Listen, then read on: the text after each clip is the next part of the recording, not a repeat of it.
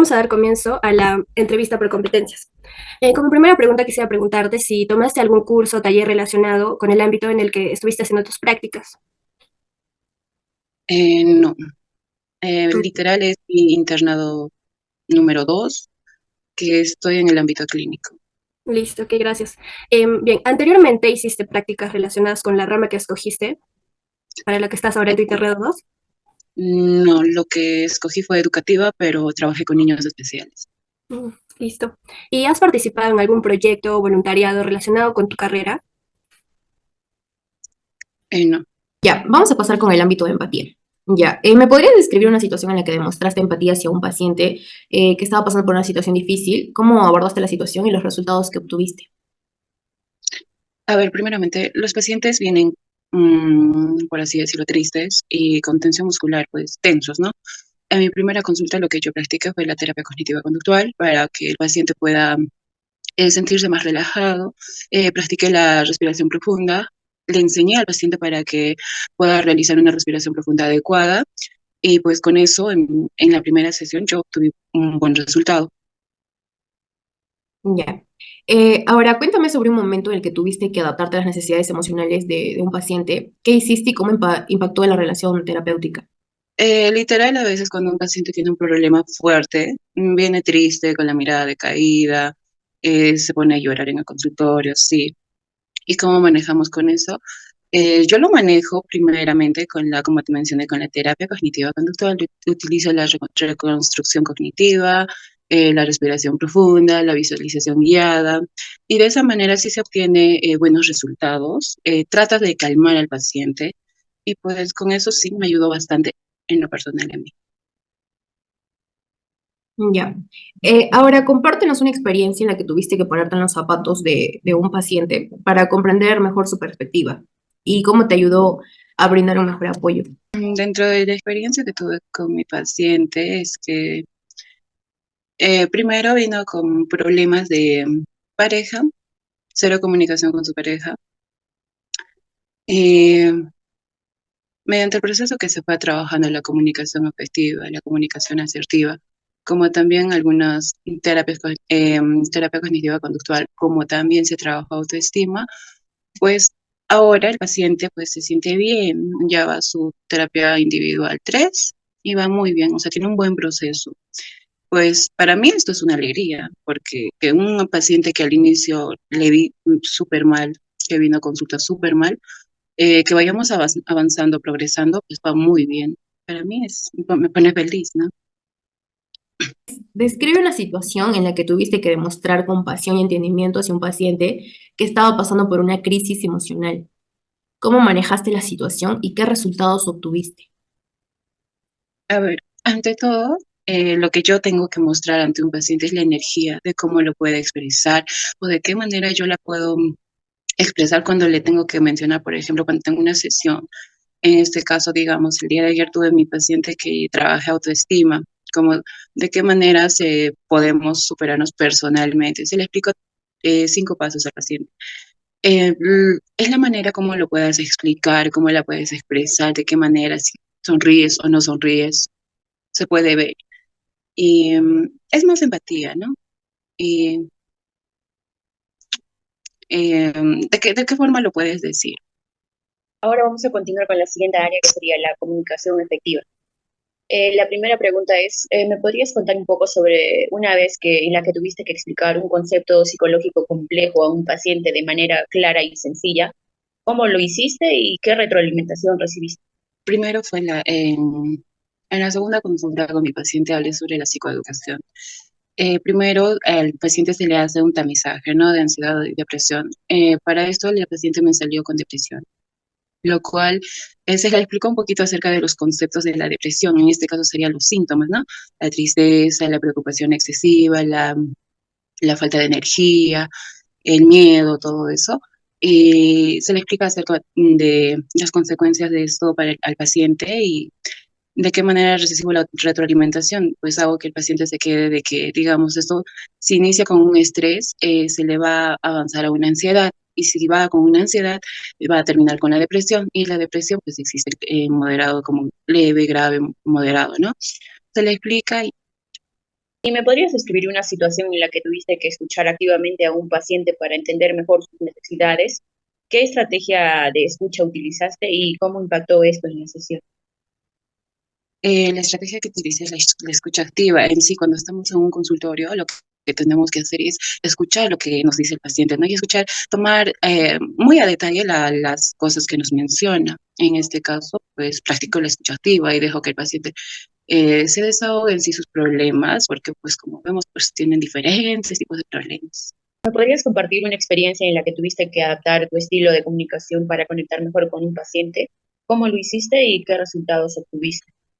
En sí, en la primera consulta cuando yo tuve el temor, porque no eh, sentía que lo iba a hacer mal o cómo lo voy a hacer o de qué manera voy a iniciar. Claro que sí sabía, pero tenía miedo, ¿no? Y así con miedo fui al éxito y lo que tomé en, en la comunicación, pues simplemente es la empatía de cómo lo puedas escuchar, mostrar tu energía. ¿Me podrías contar un poco sobre una ocasión en la que tuviste que manejar una situación difícil con un paciente de manera asertiva y respetuosa? ¿Cómo abordaste la situación y qué aprendiste de ello? En este caso tuve otra paciente que menciona que su hijito es trastorno del lenguaje. La mamá se veía muy preocupada por su hijito porque tenía bajas calificaciones en la escuela, pero no, en el centro donde estoy no se realiza terapia del lenguaje. Entonces, lo cual a la mamá se le explicó un poquito acerca de la condición de su hijito, ¿no? Y se le hizo referencia. Pero de alguna otra manera estamos nosotros para calmarles, explicarles y hacerle ver diferente a sus pensamientos. Y para eso se trabaja la reconstrucción cognitiva, ¿no? Si el paciente tiene pensamientos negativos, lo que nosotros tenemos que hacer es cambiarlos por los pensamientos positivos. Continuando, ¿me podrías describir una situación en la que tuviste que ser paciente y persistente con un paciente que tal vez se resistía al tratamiento? ¿Y cómo lo manejaste en la situación? ¿Y qué resultados obtuviste de ello? Para eso tuve una pacientita. A veces los pacientes no están constantemente con sus citas. Entonces, una pacientita me vino con depresión grave. Se realizó la primera consejería, se le explicó, se le calmó, y para eso siempre se necesita, como les estaba mencionando, la terapia cognitiva conductual, de poder como tranquilizar al paciente, entenderle un poquito su problema que tiene. Y para la segunda cita ya no vino. Y cuando le llamé a su celular, porque sí, yo le pedí su número, estaba apagado. Y pues en la primera sesión obtuve un resultado positivo porque la paciente se sintió un poquito más relajado, más tranquilo y después ya no. Entonces, un logro que en la primera sesión sí la haya logrado cómo se sentía, ¿no? Porque cuando el primero le hice el tamizaje, ella se puso a llorar. Y pues después ya sabiendo sus problemas en consulta, recién entendí cuál es la razón, ¿no? Entonces lo que hice fue calmar, pero sí. De acuerdo, es cómo reaccionas cuando se te pide que tomes responsabilidades o tareas que serían fuera de tu zona de confort. ¿Me podrías describir una situación en la que hayas tenido que adaptarte a un nuevo rol o desafío? Literal, como soy interna del 10º ciclo, pues sí, en el centro de salud nos asignan roles, por ejemplo, damos campañas y charlitas en los colegios, ¿no? En los colegios, entonces, como justo este mes estábamos full en charlas, campañas, como que nos mandaban de talleres, entonces ya no era al 100 que me dedicaba a hacer mis tamizajes, me dedicaba al 100 a mis pacientes, ¿no? Entonces, por el momento ahora yo solo tengo un paciente que tengo que terminar mi paquete de ansiedad, Claro. que en este caso sí fue un poquito incómodo para mí ir al colegio, ¿no? Pero bueno, Sí. estamos servir. Ujú. ¿Podrías compartirnos una experiencia en la que tuviste que manejar múltiples prioridades y demandas de diferentes pacientes? ¿Cómo los priorizaste y organizaste tu tiempo para atender a todos? O, por ejemplo, ¿cómo manejas que tienes ahora solo un paciente, efectivamente, tu tiempo, organizarte, todo eso? Para yo poder sacar cita con mi paciente, primero veo mi tiempo.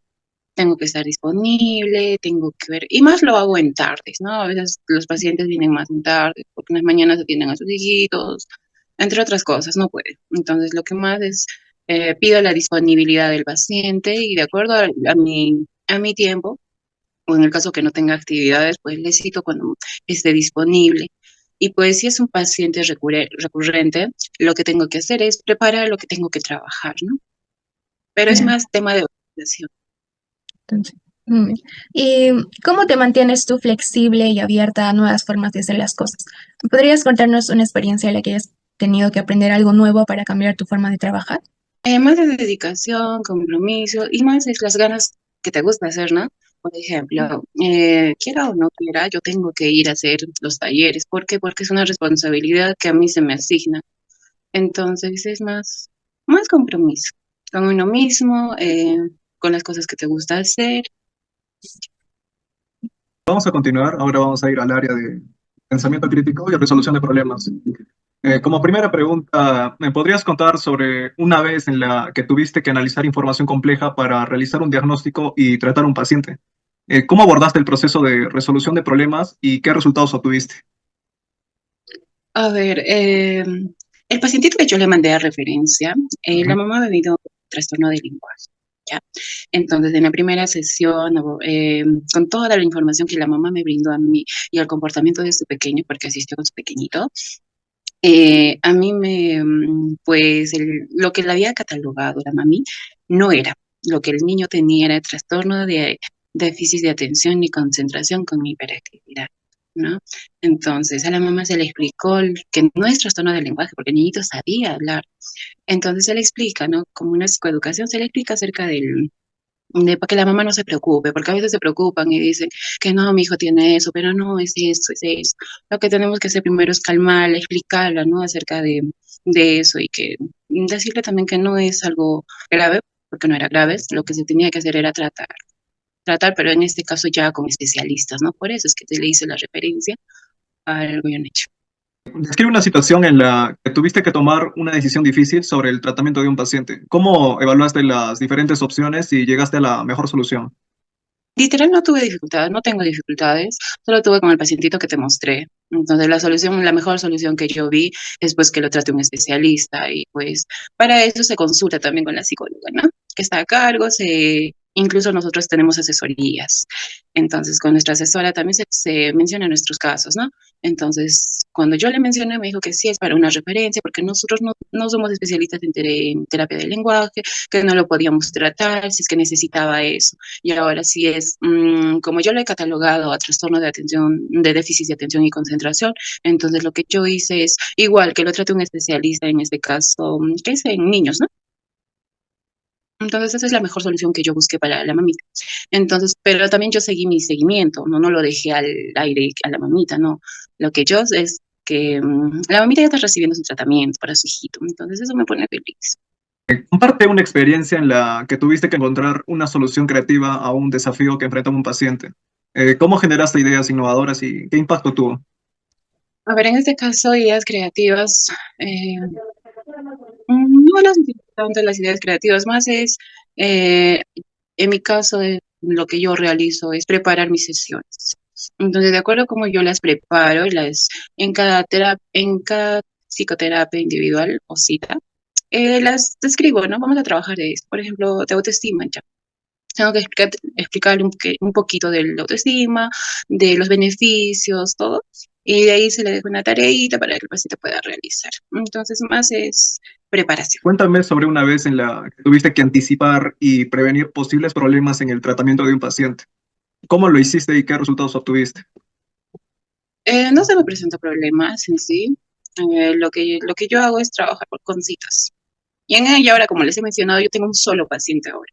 Entonces, para el tema de que estoy en charlitas, en campañas, entonces, como hay convenio también con el centro, con el colegio, entonces más estoy en eso. Entonces, solo me enfoco en un paciente y lo que estoy haciendo ahora es por citas, trabajo por citas. Entonces, mi paciente ya sabe qué fecha tiene que venir y yo también ya sé qué fecha tengo disponible. ¿Cómo manejarías una situación en la que se te pidiera hacer algo que consideres poco ético o deshonesto? Describe cómo responderías y cuáles serían tus principios de guía. Primero, antes de todo, cuando se me piden algo a mí, yo lo analizo y cuando no es nada ético, como dices, no, lo rechazo. A salvo de que la psicóloga de que está a cargo en el centro me diga, no hace esto, hace esto. O sea, sí hay tareitas que recibo, pero no es nada que no es ético, ¿no? ¿Cómo has demostrado ser una persona confiable y responsable o en tus estudios o en tu trabajo? Menciona un ejemplo específico que muestra tu integridad. Primero la responsabilidad y el compromiso que nosotros tenemos. Y es más, se basa en eso, ¿no? Entonces, si nos gusta hacer algo, lo hacemos porque realmente nos gusta. Entonces tenemos esa dedicación. ¿Qué haces para mantener altos estándares éticos en tu vida diaria? Explica algunas de las estrategias que utilizarías para tomar decisiones moralmente correctas. Practico tengo muy en claro, porque no es ético mencionar a tus pacientes con nombres a detalle, entre otras cosas. Entonces, pues sí lo practico porque tengo que hacerlo, tengo que cumplir. Tampoco me gusta como decir, divulgar los problemas o situaciones que tengo con mis pacientes, ¿no? Entonces, a mí sí lo practico, lo tengo en cuenta. ¿Cómo reaccionarías si descubrieras que un compañero ha estado engañando o mintiendo? ¿Puedes escribir cómo abordarías esta situación de una manera ética y profesional? No me meto en los asuntos de los compañeros. Soy un poquito más centrarme en mí misma. Y a las personas que conozco, pues no son nada no éticos, ¿no? También tenemos como psicólogos, nosotros tenemos en claro cuál es nuestra ética profesional y ya más se basa en cada persona. Porque yo no me meto. Continuamos con liderazgo y trabajo en equipo. Acá, cuéntame sobre alguna vez que tuviste que liderar a un equipo o un grupo de compañeros, tus amigos, para lograr un objetivo importante, ¿no? ¿Y cuál fue esta situación y las acciones que tomaste y el resultado que obtuviste? A ver, líder. La verdad no me gusta ser líder. Ah, No ok. lo, no, no me gusta como así el ambiente que se trabaja. A veces hay personas que no trabajan y uno tiene que estar renegando, tiene que estar detrás de ahí. Y la verdad no soy de eso. Describe una situación en la que Sí. tuviste que colaborar estrechamente con miembros de tu equipo para resolver un problema complejo. ¿Cuál fue el papel que tomaste y cómo contribuiste al éxito del equipo? Pero no me meto en temas de grupos, literal. Si hay problemas, entonces la solución a la delegada. Comparte una vez que tuviste que manejar un conflicto dentro de tu equipo. ¿Cuál fue la situación y cómo abordaste esto? Se habla con la, con nuestra encargada, la psicóloga, y ya. Ellos ven la forma de cómo puedan solucionar. Pero como te digo, no me meto más en esos casos. No. Cuéntanos sobre una ocasión en la que tuviste que motivar a tu equipo durante un momento desafiante o desafortunado. ¿Cuál era la situación y qué hiciste y cuáles fueron tus resultados? Nosotros estamos divididos en dos grupos, en la mañana y otros en la tarde. ¿Ya? Yo trabajo de tarde, voy más tarde. Eh, Soy la persona que sí, cuando veo a mis compañeros ahí con las caritas tristes, soy las que me motivo. Tengo que decir, tenemos que hacer esto, o a lo mejor ellos están concentrados en sus talleres, porque cada persona hace diferentes Claro. talleres. Ujú. Eh, Soy la persona más alegre, más motivadora. Entonces, cualquier cosa se me tiene que ocurrir ahí para Para que se hacerlos motive. elevar el ánimo. Carolina, ¿tomaste algún curso o taller relacionado con el ámbito en el que estás haciendo tus prácticas? Sí, Ahora sería Blanca. bueno, yo estoy haciendo mis prácticas en el área clínica. No tuve una capacitación, un curso previo a las prácticas, pero durante sí estamos recibiendo capacitación. Por último, Edgar. Yo me estoy especializando en el área de psicología organizacional y he llevado un curso en la Universidad San Martín de Porres en selección y gestión de talento humano. Ahora, Carolina, anteriormente hiciste prácticas relacionadas con la rama que has escogido ahora para hacer tus prácticas. No, es la primera vez que estoy haciendo prácticas en el área educativa. Listo. Blanca. Bueno, en el área educativa hice previamente, pero del área clínica antes no había hecho. Bueno, Edgar. así mismo es la primera vez que son mis primeras experiencias en este área de organización. Carolina, ¿has participado de algún proyecto o voluntariado relacionado con la carrera? No, todavía no. Blanca. No, tampoco, ningún voluntariado. Bueno, en mi caso yo he participado en conferencias virtuales, en lo que es la selección de talento humano y aplicación de las ATs. Y necesito que me describan una situación en la que demuestren empatía hacia un paciente que está pasando por una situación difícil. ¿Cómo abordaron la situación y qué resultados obtuvieron? Primero, Carolina. Ya. Por ejemplo, yo estoy trabajando en un colegio con niños especiales, ¿no? Y a veces estos niños, como bien sabemos, cada uno son muy diferentes y muy complejos. Y yo, por ejemplo, como estudiante de psicología, no conozco todavía la diversidad de estos niños. Y hay un niño, hay un caso, se llama Neisa. Es un niño que es impulsivo, compulsivo y a veces grita, golpea, patea la silla, chanca la silla. Y en ese momento a veces yo, ¿no? Como estoy empezando, sentí una impotencia, no sabía qué hacer, pero yo no sabía si gritarlo o cómo calmarlo, ¿no? Y lo que hice fue abrazarlo y como que agarrarlo, ¿no? Ahí conmigo y se tranquilizó. Eso sería una escena, ¿no? Donde pasé por esa situación. Blanca. Bueno, yo ahora que estoy realizando el internado, ¿no? En psicología clínica en un hospital, bueno, me ha tocado ver casos, algunos bastante complicados. Por ejemplo, había unos casos del área de oncología que, bueno, son casos donde, como bien dicen, ¿no? O sea, se necesita mucha empatía, ¿no?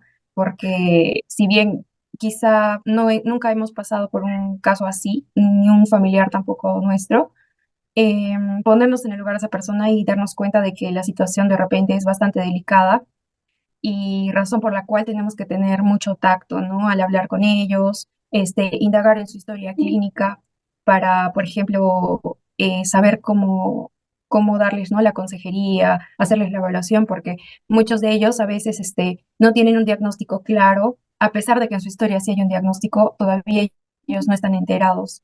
Entonces, es tener, ¿no? Mucho tacto, como digo, porque quizá al momento de hablar con ellos podemos, ¿no? Cometer la infidencia de repente decirle algo de más, entonces eso le puede afectar a esa persona y chocar porque es una noticia no nueva, es algo que todavía los médicos de repente no le han informado, ¿no? Entonces se necesita mucha empatía, mucho criterio también para poder llegar a esos pacientes, para poder brindarles la atención que requieren.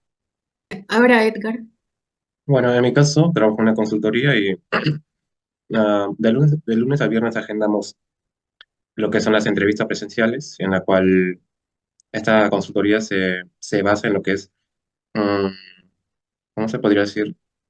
Brindar los perfiles. Bueno, trabajamos bueno, primeramente ya para explicarle mejor, trabajo en el área de grifos ABA, supongo que lo han escuchado muchos, y DOTAP, y ellos nos piden requerimientos para atención en playa, en tienda, y bueno, a diario agendamos entrevistas presenciales, en la cual en muchos casos hemos tenido postulantes que denotan, ¿no? Mucha desesperación por encontrar un trabajo.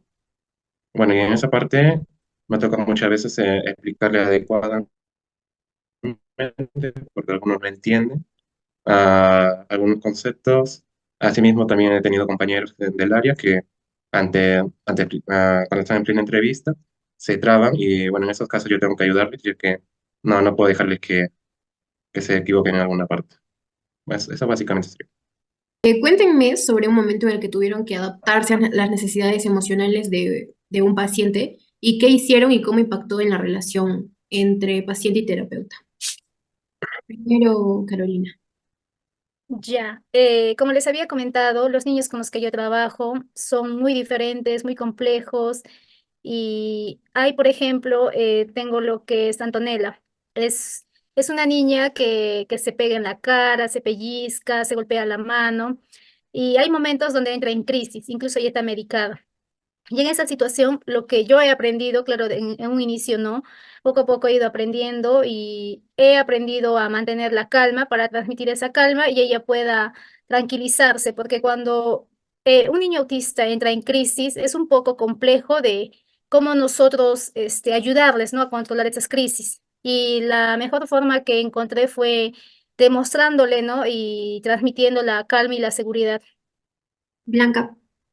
Bueno, sí, como mencioné, hay casos en el área donde trabajo que son complicados.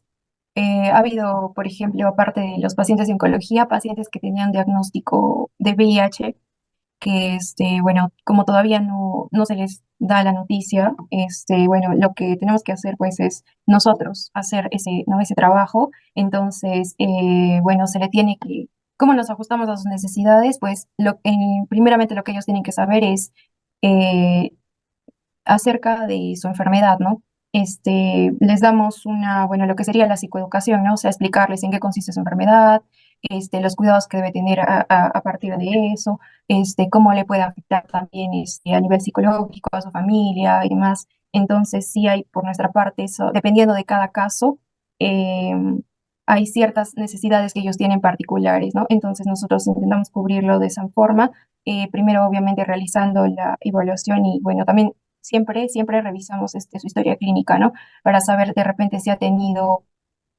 por ejemplo, diagnósticos previos en psiquiatría o en psicología o en alguna otra área. Entonces, a partir de eso, vemos qué necesidades tienen y intentamos cubrirlas.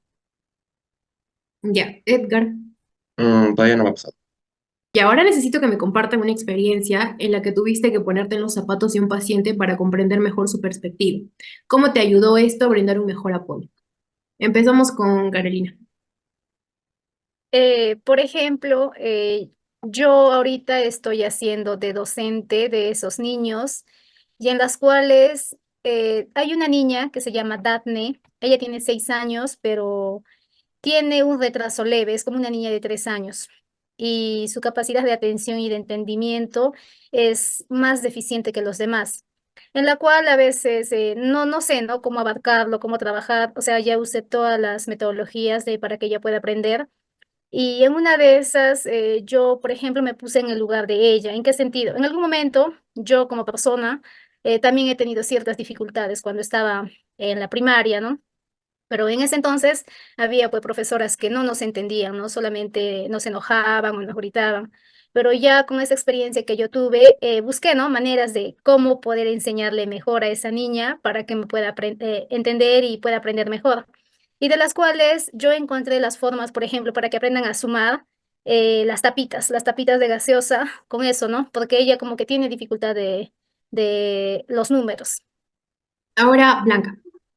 Bueno, como comenté, ¿no? En los casos más complicados, o sea, yo creo que sí debemos ponernos en los zapatos de ellos porque es otra experiencia, ¿no? Como dicen, a veces uno no lo vive, pero sí, hay que saber qué necesidades ellos tienen, ¿no? Y cómo me ha ayudado a mí, pues ser una persona quizá más sensible, más paciente también, porque muchas veces trabajamos con todas las edades, ¿no? Trabajamos a veces con niños y son niños muy pequeños, niños que tienen de repente 2 años, ¿no? Entonces, hay veces donde a raíz de la hospitalización, de lo que se encuentran enfermos, bueno, emocionalmente no están bien, ¿no?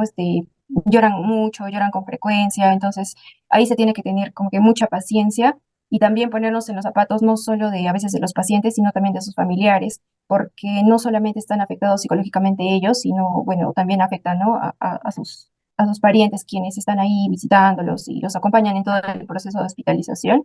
Entonces, también es ponernos en los zapatos de ellos, ¿no? En la preocupación que tienen por la salud bueno, de la persona que está hospitalizada, ¿no? Y brindarles también soporte a ellos.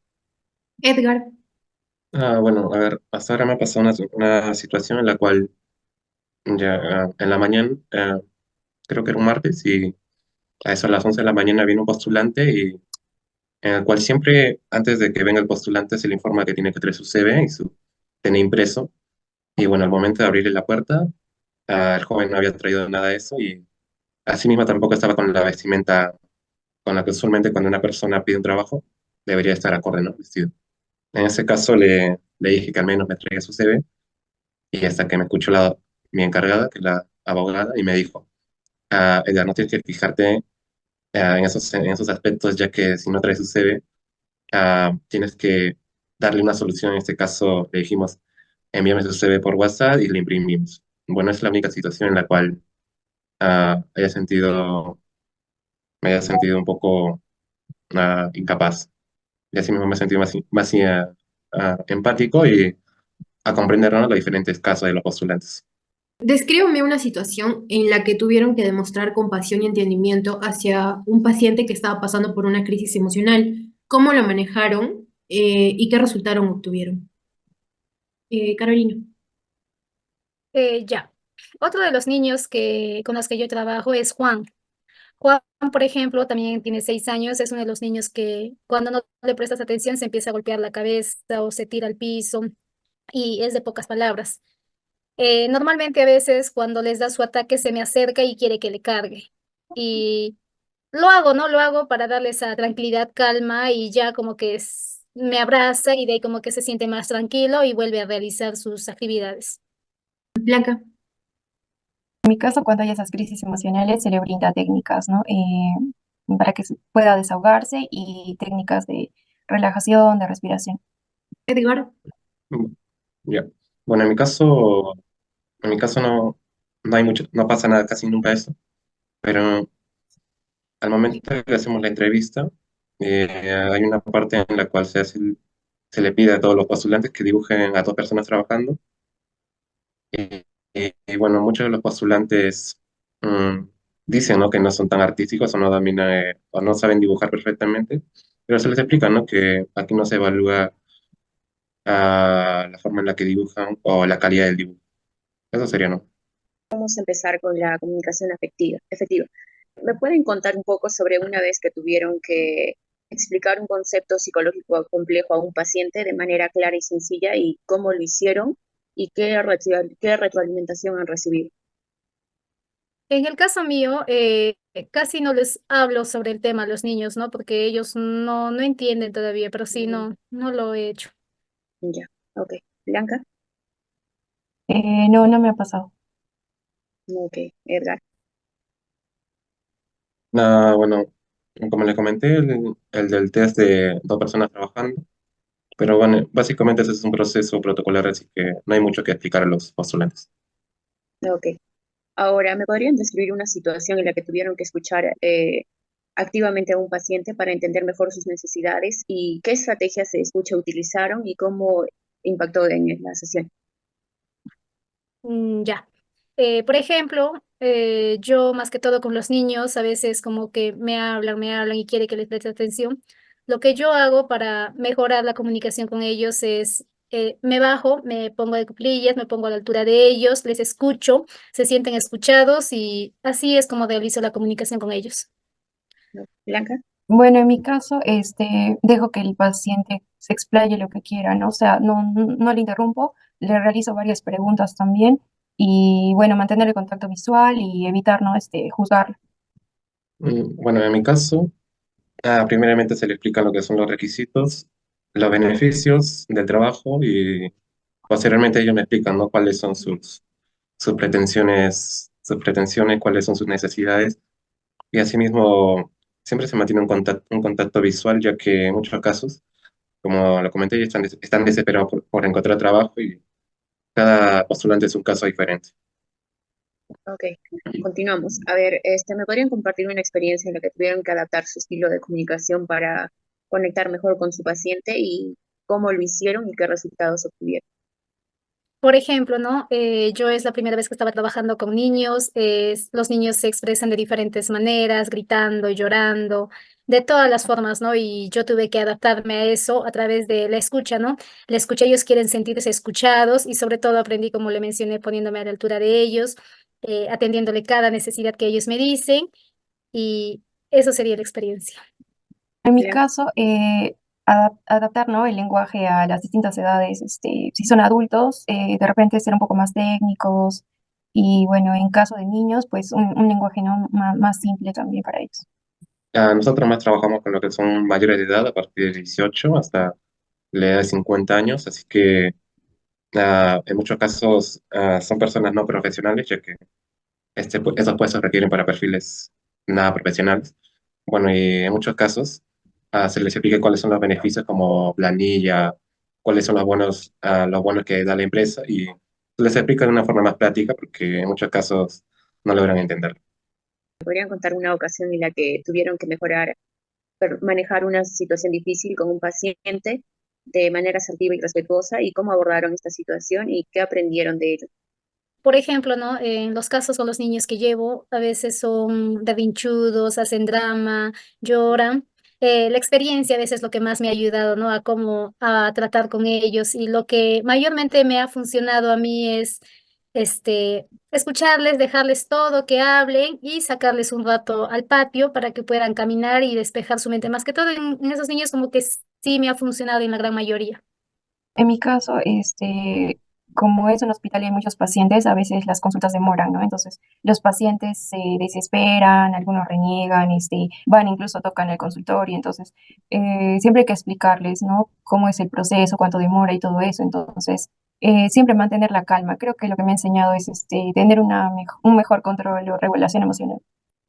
En mi caso, como son personas mayores, básicamente siempre se lleva una entrevista, una comunicación respetuosa y entendible, así que hasta ahora no me ha tocado postulantes nada problemáticos. En cuanto a paciencia y adaptabilidad, ¿podrían describir brevemente una situación en la cual tuvieron que ser pacientes persistentes con un paciente que se resistía al tratamiento? ¿Cómo manejaron la situación y qué resultados obtuvieron? Empezamos por Carolina. Por ejemplo, como les comentaba, Nathan es un niño impulsivo e hiperactivo. Él cuando le da sus crisis empieza a golpear con el asiento, a botar, a tirar las sillas. Y al inicio como que no me funcionaba, ¿no? Ni el hablar, ni el llamarle la atención, nada, prácticamente ni el cariño, nada, nada. Y lo que hacía fue agarrarle las manitos, que me ha funcionado, llevarle al patio, hacerle agarrar el agua, porque creo que les relaja, estaba averiguando, investigando poco a poco y como que les ayuda, ¿no? A tranquilizarse, pero a veces las palabras como que casi no en ese momento no funcionan. Bueno, a mí no, hasta el momento no me ha pasado algún caso así que el paciente se haya resistido al tratamiento. En mi caso, adaptando tu pregunta al área organizacional de los recursos humanos, bueno, para este puesto más se requiere que seas una persona más proactiva, que aprendas al toque y asimismo que te sueltes verbalmente. La primera semana que estuve ahí, hice más lo que son los trabajos manuales y poco a poco ¿no? me fui abriendo bueno, me fui abriendo verbalmente más a todo. Claro. Ahora, ¿cómo reaccionarían ustedes cuando se les pide que tomen responsabilidades o tareas fuera de su zona de confort? ¿Describirían una situación en la que hayan tenido que adaptarse a un nuevo rol o desafío? Si algo he aprendido en las prácticas es que las personas tenemos que ser adaptables. Por ejemplo, a veces no siempre nos van a dar lo que está en nuestra área o en nuestra carrera. Por ejemplo, ¿no? A veces a mí me dan tareas para revisar diagnósticos ya de los niños, para ver, ¿no? De qué manera los puedo ayudar. Y eso sería una recomendación, ¿no? O sea, ser adaptables ante cualquier situación. Blanca. Bueno, en mi caso yo sí lo tomaría de buena manera, ¿no? Como un reto y para aprender también, pero creo que siempre es importante tener la supervisión, la guía, la orientación, ¿no? En este caso del psicólogo. En mi caso, como soy en el área de grifos, hay otras áreas que trabajan con lo que son como clientes más personalizados, como para amas de casa, cuidadoras, enfermeras técnicas y otro que es ya para conductores, ¿no? Que es en Lima. Y bueno, hasta ahora me aprendí todo el sistema en general de la empresa y si me piden que me vaya a otro área, creo que sí lo haría porque es un reto y más solo sería adaptarme a los perfiles que requieren las empresas. Nada más. En cuanto a sus tiempos, ustedes priorizan sus tiempos, sus demandas con diferentes pacientes, con los postulantes. ¿Cómo priorizan ese tiempo y cómo se organizan para atender a todos? En mi caso, por ejemplo, como les mencionaba, cada niño es diferente y cada niño requiere de una diferente forma de atención. Por ejemplo, hay niños que, por ejemplo, ¿no? Juancito, le dejas una actividad y hasta que esté tranquilo él termina sus actividades. Y hay otros que sí, ¿no? Como Nathan, que necesitan que sí esté con él, como que, o sea, constantemente. O sea, y yo le doy el tiempo según lo amerite o lo necesite cada niño, no por igual. Blanca. Bueno, mínimamente las consultas duran 40 minutos a una hora a veces, dependiendo.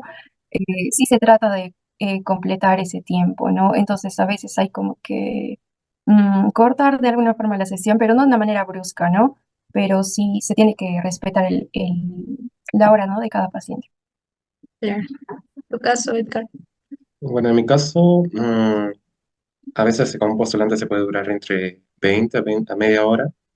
Y bueno, esos son cuando son postulantes para el equipo. Ahora, cuando son postulantes para la ciudad de Lima u otras regiones del Perú, se hace más lo que son llamadas y ahí se puede demorar entre 10 a 15 minutos en explicar todo y si están de acuerdo. Y bueno, es una tarea más manual y más que conlleva mucho tiempo. ¿Cómo ustedes se mantienen flexibles y abiertos a nuevas formas de realizar las cosas? Una experiencia que hayan tenido para aprender algo nuevo o cambiar su forma de trabajar. Por ejemplo, ¿no? Yo cuando entré a trabajar, yo al inicio entré como auxiliar en psicología, en el área educativa, ¿no? Con el acompañamiento, orientación y todo eso. Y poco a poco iba conociendo a los niños y de ahí también, ¿no? Era como profesora de aula, pero solamente acompañante. De ahí poco a poco vio, ¿no? La directora y de ahí me propuso para yo poder enseñar, ¿no? A los niños con capacidades especiales y ahí, ¿no? Fui adaptándome a esos nuevos cambios y me gusta, ¿no? Porque en la práctica es donde aprendes muchas cosas. Blanca. Ya que es mi primera, bueno, la primera vez que hago el internado prácticas, este, prácticamente todo ha sido nuevo, ¿no? Ha sido una cuestión de adaptarse, de aprender los procesos, de aprender cómo funciona el hospital, cómo hacer los registros, las historias. Entonces yo creo que todo ha sido en realidad una nueva forma de hacerlo. En tu caso, Edgar. Bueno, en mi caso, primeramente, ah, así contándoles algo corto, para, como por cada área somos como dos o tres compañeros y yo antes me fijaba o la primera semana lo hacía más todo manual, así respondiendo a mensajes. Y bueno, poco a poco fui observando cómo lo hacían ellos, ya que eran más experimentados y al final todo lo hice por lo que son filtros ya telefónicos, ¿no? Y es una buena forma de aprender porque agilizas más el proceso. Continuando, vamos a ir al área de pensamiento crítico y resolución de problemas. Como primera pregunta, cuéntame sobre una vez en la que tuviste que analizar información compleja para diagnosticar y tratar a un paciente. ¿Cómo abordaste el proceso de resolución de problemas y qué resultados obtuviste? En el caso mío no me ha pasado todavía, porque no estoy diagnosticando ningún caso. En tu caso, Blanca. Bueno, en mi caso, como vamos a distintas áreas, eh, hay términos médicos, ¿no? Que para nosotros obviamente a veces son desconocidos o incluso pueden resultar hasta complejos cuando uno va a revisar la literatura, ¿no? Para enterarse de qué son. Entonces, sí ha habido ese análisis, esa búsqueda, ¿no? De aprender conceptos nuevos, enfermedades y términos técnicos médicos que nosotros desconocíamos. Bueno, en mi caso, relacionándolo con el área de recursos humanos, he tenido el caso a una postulante que ya estaba apta para el puesto, había pasado su examen médico ocupacional, que es el EMO, pero antes de que ingrese a la empresa tiene que pasar unas verificativas, en el cual son los antecedentes judiciales, crediticios y penales, y de acuerdo a eso se envía a la empresa, ¿no? Que es la contratista. En este caso, en esta postulante tenía antecedentes policiales, mejor dicho, denuncias en su contra por agresión física y otros delitos relacionados. Y bueno, para solucionar o para defender a esta postulante hemos tenido que enviar o tener que disuadir esta información y hacerla como que fue un hecho fortuito. O sea, a esta postulante que nosotros estamos enviando tenemos que tratar de defenderla, ¿no? Básicamente es eso. Describe una situación en la que tuviste que tomar una decisión difícil sobre el tratamiento de un paciente. ¿Cómo evaluaste las diferentes opciones y llegaste a la mejor solución? En el caso mío, con los niños, por ejemplo, ¿no? Como practicante, yo he ido aprendiendo, ¿no? Como dicen ya en la cancha, viendo las nuevas formas de cómo llegar a los niños, porque a veces no siempre la teoría nos ayuda. Y ya, ¿no? Poco a poco conociéndolos a cada niño, he ido acercándome y ayudándoles a ellos. En mi caso, hubo un paciente, un caso complicado por primera vez que estábamos viendo que tenía TOC.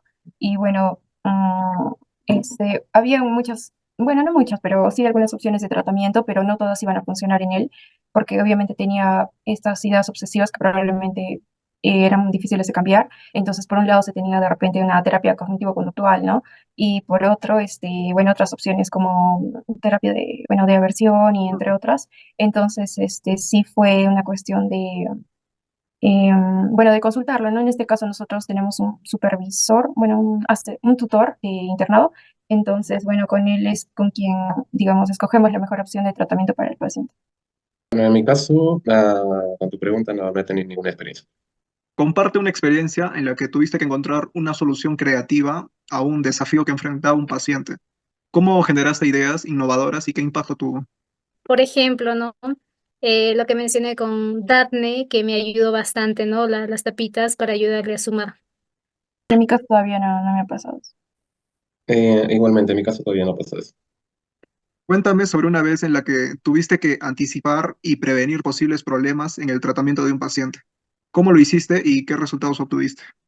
Por ejemplo, en el niño Nathan, que es impulsivo, cuando ya le va dando sus crisis, siento, ¿no? La respiración, la fuerza que está haciendo y le mando, ¿no? Para que vaya afuera a darse una vuelta para que así lo tranquilice antes de que empiece a golpear o tirar las cosas.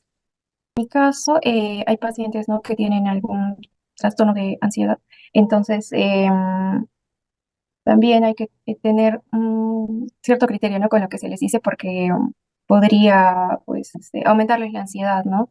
Aumentarles la ansiedad en sus niveles. Entonces es bueno tener cuidado, ¿no? Porque muchos de ellos tienen esa estructura ansiosa.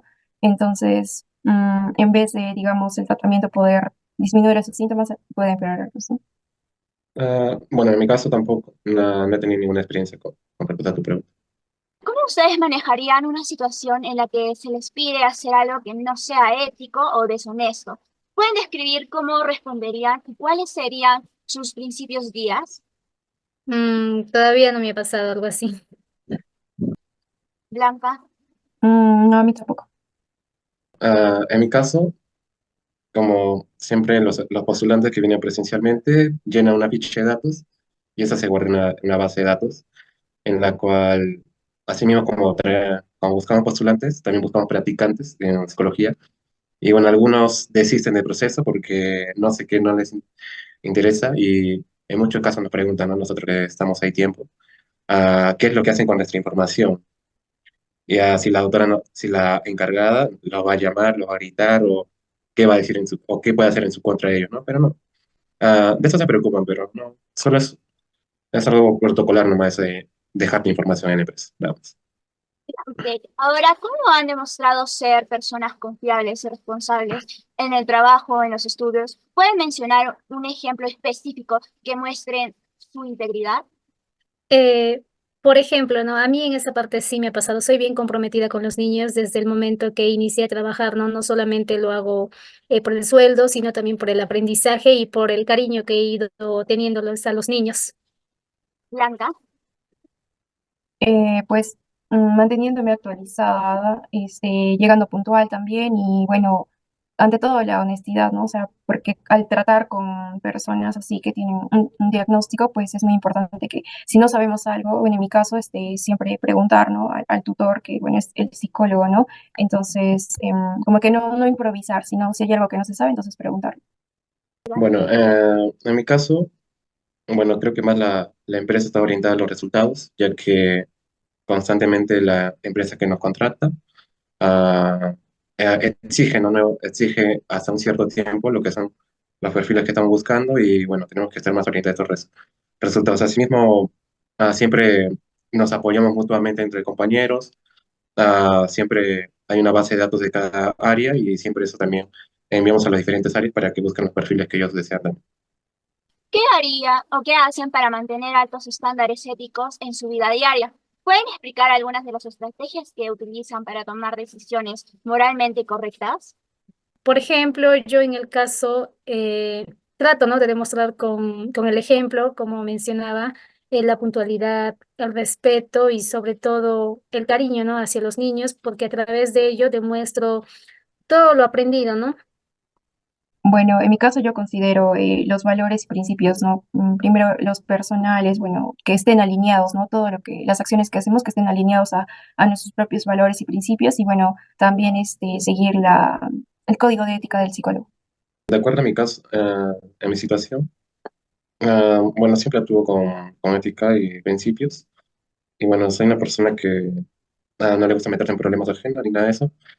y siempre está comprometido, ¿no? El trabajo en equipo y eh, asimismo, como le comenté anteriormente, se orienta a los resultados, ya que cada postulante que entra a la empresa es un logro, ya que es un proceso arduo y que conlleva tiempo. ¿Cómo reaccionarían si descubrieran que un compañero ha estado engañando o mintiendo? ¿Pueden describir cómo abordarían esta situación de una manera ética y profesional? La verdad es que sí, a mí sí me ha pasado, ¿no? Vino como estaba actuando una compañera. Sin embargo, no lo mencioné a nadie, pero ya le estaba conociendo a la persona cómo es, ¿no? Para tener cuidado y, y evitarme problemas. Bueno, yo lo que haría sería primero hablar con él, ¿no? Primeramente, y después, dependiendo si esa acción o, bueno, lo que haya pasado afecta de alguna forma al área o a los pacientes, a él mismo, a otra persona, informarla, ¿no? A mi superior. En mi caso, tenemos un poco problemas con lo que son trabajos académicos, y así que las decisiones son más severas, como que se les expulsa el grupo, no se les toma en cuenta para el trabajo. Bueno, ahora en el caso en el área laboral, no he tenido ningún problema de ese sentido. Cuéntame sobre alguna vez o una experiencia en la que tuvieron que ayudar a un grupo o a su equipo para cumplir un objetivo importante, ¿no? ¿Qué acciones tomaron y cuáles fueron sus resultados? Por ejemplo, en el caso mío, dentro de la institución siempre hacemos, ¿no? El trabajo en equipo, coordinamos entre directora, profesores, psicólogos, todos los que están involucrados para llegar, ¿no? A algún objetivo que queremos lograr con los niños, digamos, ya podría ser en un taller para padres, así trabajar conjuntamente padres, profesores, psicólogos y todos. En mi caso, bueno, tener una comunicación no abierta, asertiva tanto con otros internos como el superior, ¿no? Que, bueno, el tutor, quien es quien nos supervisa prácticamente, ¿no? Tener una comunicación, ser honestos en las cosas que sabemos o no sabemos y, bueno, también, tener cuidado en la organización de nuestros tiempos, porque a veces atendemos muchos pacientes. En el área somos dos, junto a una compañera más, y siempre cuando hay algunas dudas o consultas, yo con ella nos resolvemos esas preguntas. Y bueno, y básicamente nos preguntamos, ¿no? A tal postulante le enviamos tal día, o cómo podríamos solucionar este caso. Y en este caso, llamamos a nuestros encargados de Lima y hacemos, ¿no? Todo lo que es solucionar y agilizar los procesos.